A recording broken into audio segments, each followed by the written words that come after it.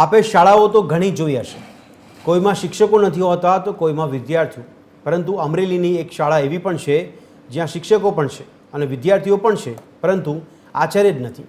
આથી વહીવટી મુશ્કેલી ઊભી થઈ રહી છે અને ગ્રાન્ટ પણ પરત જઈ રહી છે.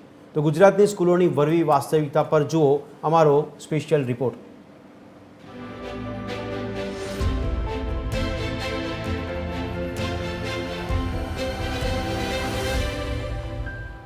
સાવરકુંડલા તાલુકાના 80 ગામોમાં પીએમ શ્રી શાળા માત્ર 2 સેન્ટર પર આવેલી છે, જેમાં આંબરડી અને સાવરકુંડલામાં આવેલી છે, જેનું સંચાલન સીધા જ પીએમઓ કાર્યાલયથી થાય છે. પરંતુ આ સાવરકુંડલાની શાળામાં છેલ્લા 9 મહિનાથી પ્રિન્સિપાલ જ નથી અને પરિણામે વહીવટી મુશ્કેલીઓ આવી રહી છે. વાલીઓને દાખલો કઢાવવા, શિષ્યવૃત્તિ સહિતના કામોમાં વારંવાર ધક્કા ખાવા પડે છે, કારણ કે સહી સિક્કા કરનાર કોઈ છે જ નહીં. આચાર્ય વિહોણી આ સ્કૂલ થઈ ગઈ છે, એના કારણે બાળકોને ઇન્ચાર્જ આચાર્ય પાસે તાલુકાની અંદર કોઈ દાખલામાં સહી કરાવી હોય તો તાલુકામાં જવું પડે છે. સ્કૂલની અંદર માનો કે સફાઈની ગ્રાન્ટ હોય, સ્કૂલની અંદર રિનોવેશનની ગ્રાન્ટ હોય, આવી ગ્રાન્ટો વાપરવામાં પણ ઘણો પ્રશ્ન થાય છે અને ગ્રાન્ટો પાછી પણ વહી ગઈ છે.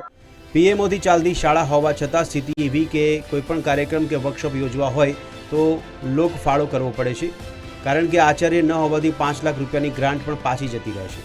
શાળાને નુકસાની ભોગવવી પડે છે. એટલું જ નહીં, વિદ્યાર્થીઓને પણ શિક્ષણ ઉપરાંત ઇતર પ્રવૃત્તિઓમાં નુકસાન થાય છે.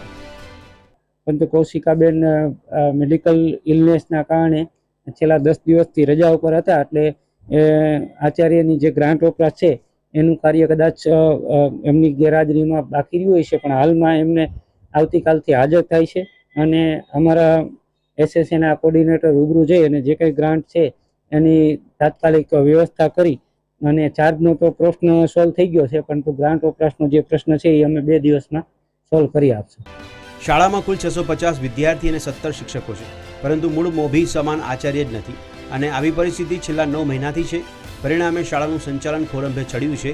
ત્યારે વાલીઓની માગ છે કે તાત્કાલિક આચાર્યની નિમણૂક કરવામાં આવે, જેથી શાળાનો અને વિદ્યાર્થીઓનો ખરા અર્થમાં વિકાસ થાય, પરંતુ તંત્ર આ કામને લઈને ક્યારે તત્પરતા દાખવે છે તે જોવું રહ્યું.